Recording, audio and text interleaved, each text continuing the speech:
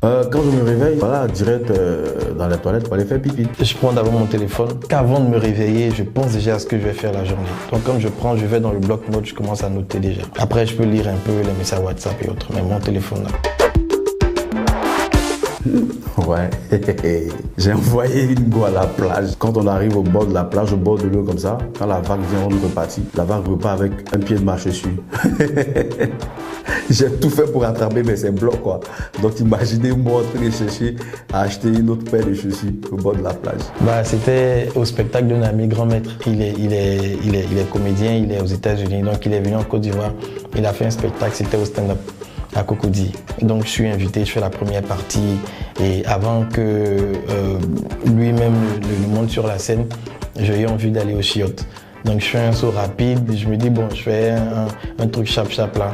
Là je finis, je tire la chasse, il n'y a que dalle quoi. Entre temps c'est la seule toilette et les gens passent quoi. Voilà, donc là je suis là, la sueur qui coule. Mais purée, comment je fais pour m'en sortir? Quand tu viens de monter sur la scène, et puis tu vas t'aller gâter là-bas. Donc je réfléchis jusqu'à...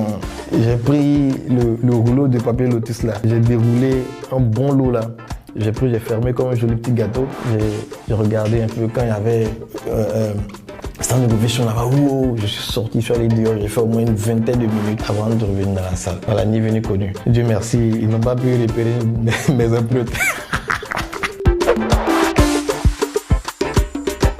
C'est assez abstrait, on va dire les yeux pour voir la sincérité et la simplicité. Les lèvres, quand elles me parlent pour la première fois, et puis les yeux.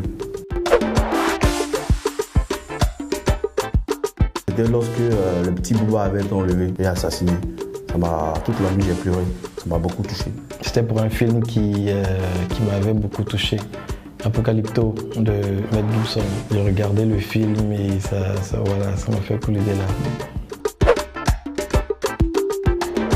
Il est trop laxiste, trop gentil, mais qui se traduit en défaut. Trop.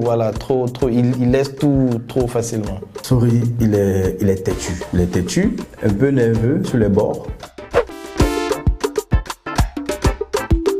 L'humilité. Il est très ordonné, très organisateur. Ouais, il est prévoyant en fait.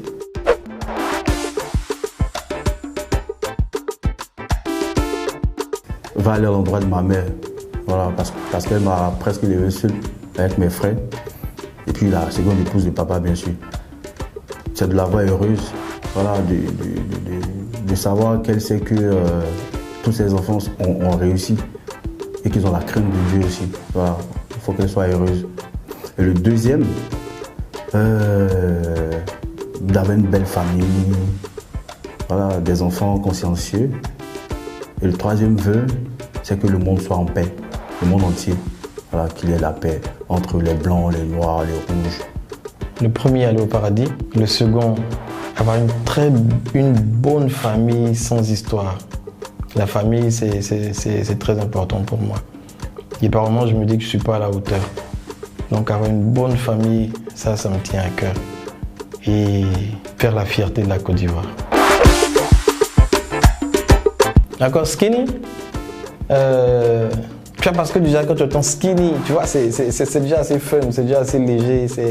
Je suis pas très lourd. C'est vrai que les gens disent que les mecs skinny préfèrent les apouchous. J'ai rien contre, il y a beaucoup d'apouchous que j'adore. Mais skinny, hein. Voilà, mi skinny, mi apouchou. Il y a un peu de chair. Il y a un peu de chair, on peut se déplacer ça facilement. Et puis, tu sens qu'il y a quelque chose quoi. Quand c'est un pouchou, c'est exagéré. Quand tu es skinny, tu cherches. Quand c'est le milieu là, tu sais que c'est là. Ah, tu cherches. Voilà.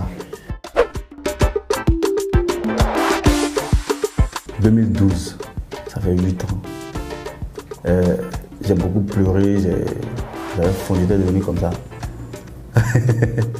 Voilà, c'était fort. C'est ça, on dit gourmet. Je mange, mais c'est pas que ça de manger. C'est que je suis arrêté ça. Non, mais c'était chaud. Après, voilà, c'était un gros gourmet.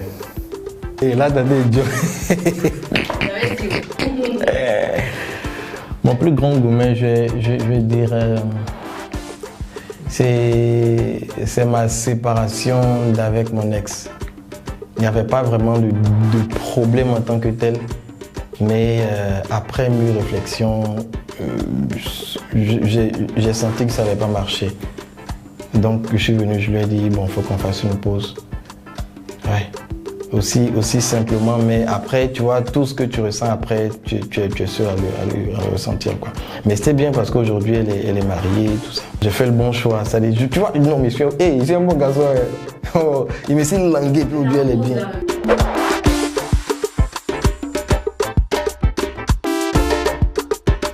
On va dire que mon plus grand regret, c'est pour l'heure, c'est pas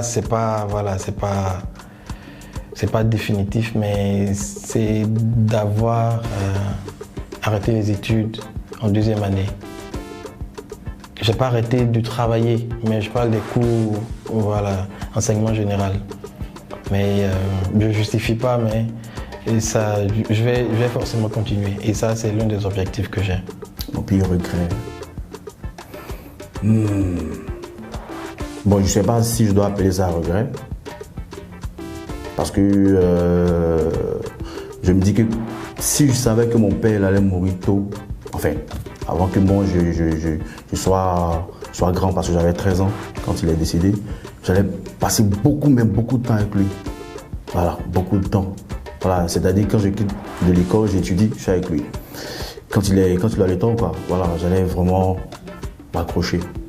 C'est pas comme si je n'ai pas passé du temps avec lui, mais aujourd'hui, je sens un gros vide. La plus grande fierté, c'est de lire dans les yeux de ma mère qu'elle est fière de moi. C'est d'être là où je suis parce que ça a été difficile. Voilà, ça a été difficile. Il y a eu un gros parcours. Il y a eu le parcours scolaire qui était pas mal, qui était bien d'ailleurs. J'ai eu mes diplômes. Mais après ça, c'était chaud pour avoir du boulot, tout et tout.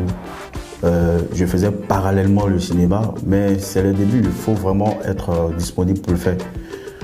Et en dehors de ça, il fallait faire les petits métiers, tout et tout. Et j'ai persévéré. Voilà, j'ai persévéré. Ma mère m'a dit un jour, quand je lui ai dit que j'ai choisi de faire le cinéma, elle a dit, je te soutiens. Tu as ma bénédiction, mais ça sera long. Voilà, mais tu as ma bénédiction. Donc aujourd'hui, je suis fier parce que la bénédiction de maman me suit. Ah, le plus marrant, c'est le Viateur. Le gars, bon, il est très marrant, il arrive toujours à détendre l'atmosphère. Il fait même pas exprès souvent, tu vois. Mais voilà, c'est ça, il est très marrant. Je pense que c'est moi. Ah, c'est lui. C'est moi. Alors, on va dire dans un jet privé. Mon plus grand fantasme. Est-ce que mon mère pense à ça? Je sais pas. Ah, faut pas me tuer ici. Il y a les choses on dit pas. Je me bats pour qu'il prenne la première place. C'est la première. Moi, mon père, il était très croyant. Il a construit une mosquée dans la villa où on est actuellement, même d'ailleurs, bon, enfin où les parents sont toujours. Donc, matin, c'est quelqu'un s'est réveillé, quoi. Tapez qui donc, bah. Bon, c'était pas méchant, hein. Voilà, donc ça a été vraiment ça, voilà, depuis qu'on était petit. Maman aussi, pareil. Voilà, la co-épouse de maman, pareil. Donc, une grande place, la plus grande place d'ailleurs. Je crois beaucoup en Dieu. Rien ne se fait par hasard. Ouais, il existe vraiment. Il y a les morts jazz, les mousseaux jazzy. Ici à Abidjan Show, et les mousseaux Carole, elle a serré mon cou, les repos à se sauter un à un comme ça. Restez connectés, suivez toujours Abidjan Show. T'es sérieux, souris dans la place, ça saute pas. À ciao!